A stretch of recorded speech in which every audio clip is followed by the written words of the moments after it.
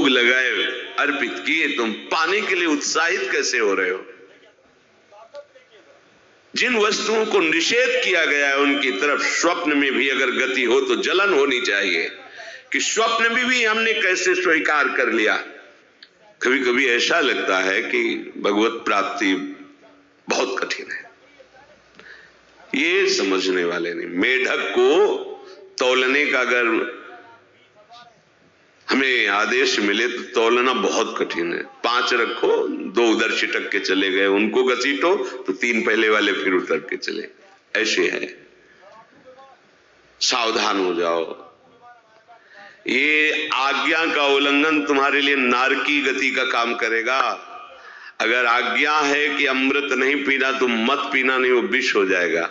और अगर आज्ञा है विष पी लीजिए तो गरल सुधा रिपु करहि मिताई, गोपद सिंधु अनल शीतलाई, वो विष अमृत हो जाएगा, तुम्हारा शत्रु तुम्हारा मित्र हो जाएगा।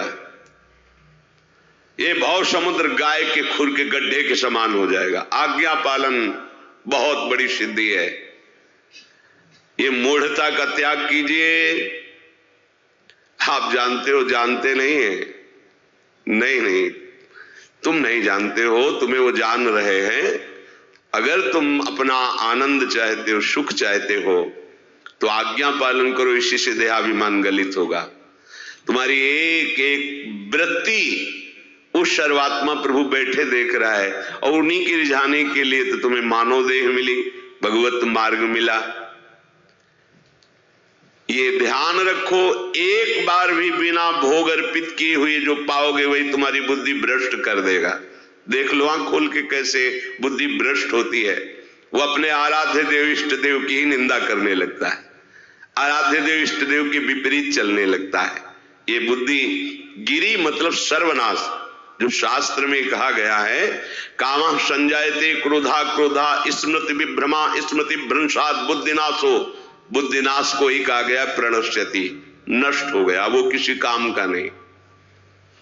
यत् करोषि, जो भी कर रहे हो वो प्रभु के लिए हो और प्रभु को अर्पित करो। यदश्नाश, जो भी असन भोजन करते हो, जो भी तुम्हारी जिह्वा में जाए, अगर तुम इसी जन्म में भगवत प्राप्ति करना चाहते हो तो बिना भोग लगाए मत पाना, मान लीजिए। फिर कह रहे यज्जुहोषि, जो भी तुम हवन का तात्पर्य होता है भागवतिक कार्य करते हो वो प्रभु को अर्पित कर दो, बड़ा सुख मिलेगा। जो तुम ददाशी, किसी को भी कुछ भी देते हो प्रभु को दे दीजिए। देने के पहले उसमें भाव कीजिए राधा वल्लभ लाल इसके हृदय मंदिर में बैठे। अब भोजन जल वस्त्र जो भी आपको उसको दिया तो उस व्यक्ति को नहीं दिया, सीधे ठाकुर जी को दिया, राधा वल्लभ लाल को दिया। यत् तपस्यासी, जो भी तुम तपस्या कर रहे हो, काम वेग को सह रहे हो, क्रोध को सह रहे हो, गर्मी सर्दी सह रहे हो, अनुकूलता प्रतिकूलता सह रहे हो, ये भी प्रभु को अर्पित कर दो।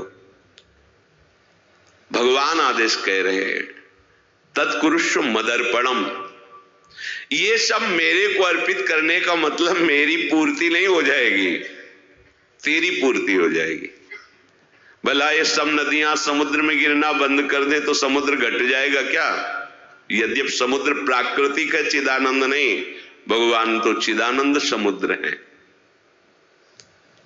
कोई भी नदी चाहे बाढ़ युक्त जाके गिरे या गिरना बंद कर, समुद्र में कोई फर्क नहीं पड़ता। इसीलिए सेवक जी ने कहा है मांगो मन मनुष्य दासी अपनी कर, पूर्ण काम सदा हृदयम। हे पूर्ण काम प्रभु, यद्यपि आपको मेरी जरूरत नहीं है पर मैं अपने लिए मांग रहा हूं कि अपनी दासी बना लीजिए।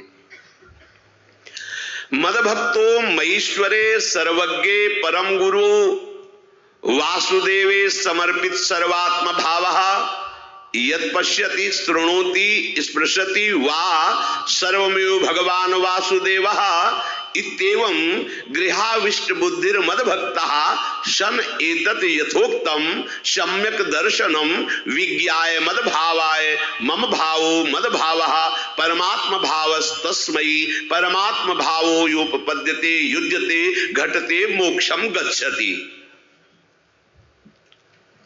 वेद कहता है, भगवान की वाणी, मद भक्तो, जो मेरा भक्त हो गया है। अभी हम देह भक्त हैं, भोगों के भक्त हैं, विषयों के भक्त हैं, काम क्रोध लोभ मोह जब जो चाहता है हमें परास्त कर देता है। लेकिन जो मद भक्त हो गया उसको नहीं। बाहरी वेश परिवर्तन से मद भक्तो नहीं होता। कभी कभी हंसी आती है कि अमृत कुंड को छोड़ करके मल कुंड का स्वाद लेने के लिए कितना लालायित है जीव। कैसी मंद बुद्धि, मतलब एकदम लगता है कि वाह प्रभु आपकी है विचित्र माया है। ये इधर कूदे तो अमृत कुंड है, इधर कूद रहा है मल कुंड है।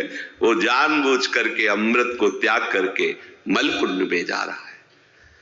जहां हमारी प्यारी जी और प्यारे जी की ऐसी सुख वृत्ति है, वेणु कानन कुणित श्रवण सुंदर सुनत मुक्ति सम सकल सुख पाए पग पेलिरी।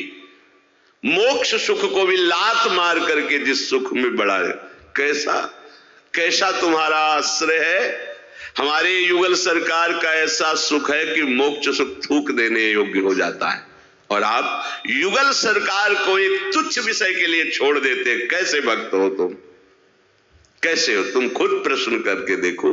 कभी तुम्हें अपने ऊपर धिक्कार नहीं आता? अपने को बहुत चतुर समझते हो, अपने को बहुत प्रवीण समझते हो कि कोई नहीं जानता हम क्या खाते हैं, कोई नहीं जानता हम कहां जाते हैं, कोई नहीं जानता हम कैसे खिलाड़ी हैं कि खेल रहे। अरे पागल, तू कैसा खेल रहा है।